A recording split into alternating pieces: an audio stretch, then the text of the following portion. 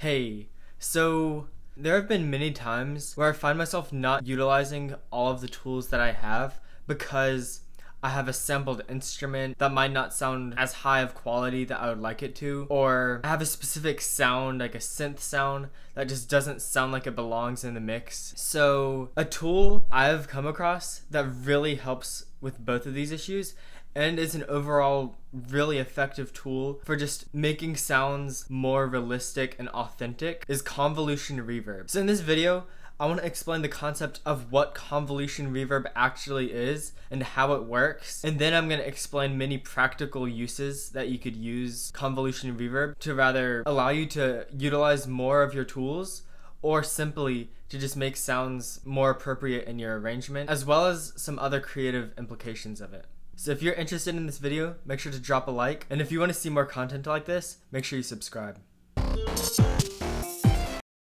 So right now, I have a pretty basic trumpet sampled instrument loaded, and just so you can hear how it sounds prior to using Convolution Reverb, I'll play a quick sample.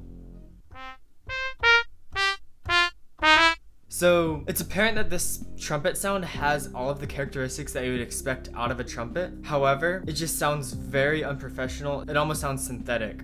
And in order to create the more professional, realistic sound, as if it was recorded in an actual room, you can use Convolution Reverb to do so. So Convolution Reverb essentially is just using an impulse response, which is just like a recording of an impulse in a given room or space, and using that to emulate the reverb that you're using it on. Right now I have Fruity Convolver loaded in, so just looking at all of the controls, you can see the basic dry and wet controls, and then there's these 4 knobs right here. So delay just is like a pre-delay. It separates the time between the dry signal and the wet signal. There's the self-convolve, which this basically just puts the wet signal through the effect one more time. That can create some pretty interesting sounds. The stretch, which just stretches the impulse response shorter or longer. And then there's EQ, which there's a separate equalizer menu where you can just draw on your own EQ. Yeah, so the EQ knob just changes how much of an effect that has. So now for the most essential part of this plugin, the sample loader right here, where you can load in different impulse responses.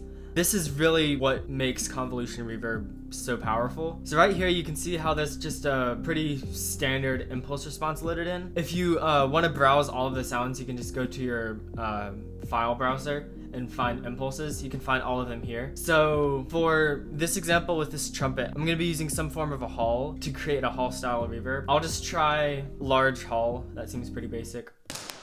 So you can hear that sample. It just sounds like some kind of impulse in that space. So now that that's loaded into the sample loader, I can demonstrate what this plugin is actually doing. So in many applications of this, you'd want to leave the dry signal completely up just so you can still probably turn up some of the wet signal as well. That's already sounding so much better. Now, I could use a lot of these parameters right here to shape the sound, like the stretch parameter. I can decrease it. I can make the sample shorter by moving the knob.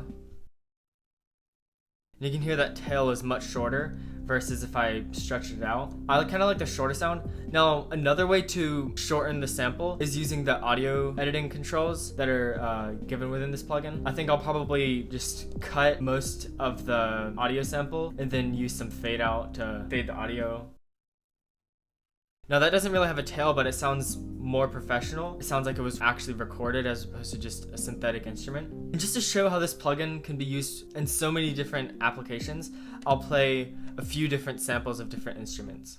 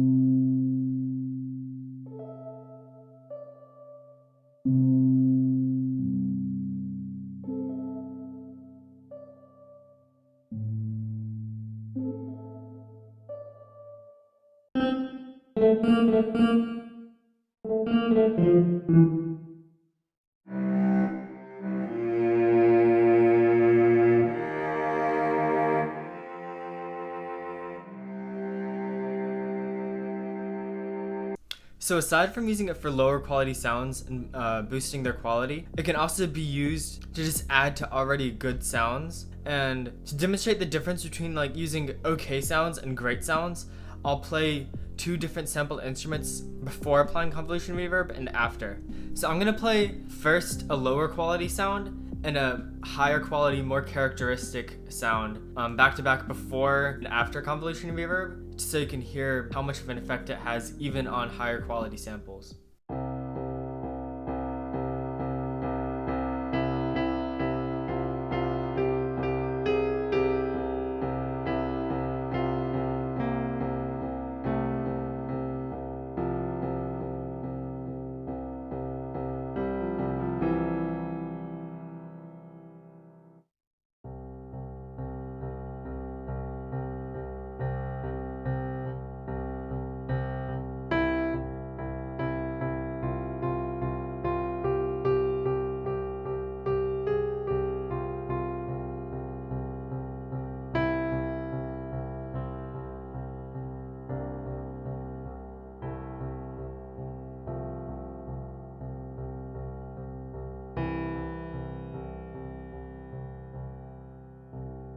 So with those both played, it's apparent that the second piano has more character, more depth, and more realism than the first, but they still both have the basic characteristics of pianos. So I'm gonna go ahead and apply convolution reverb, and you'll see how much of a difference it has on both, even though it's already more realistic, highly professional sounding.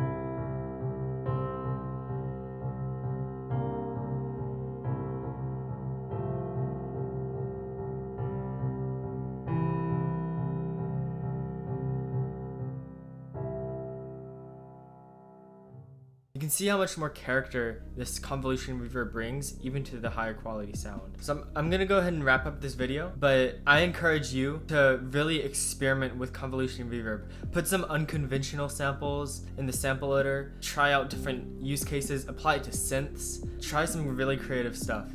And let me know what you experiment with and how it goes in the comments below. Thank you so much for watching, and stay tuned for some upcoming videos. Thank you.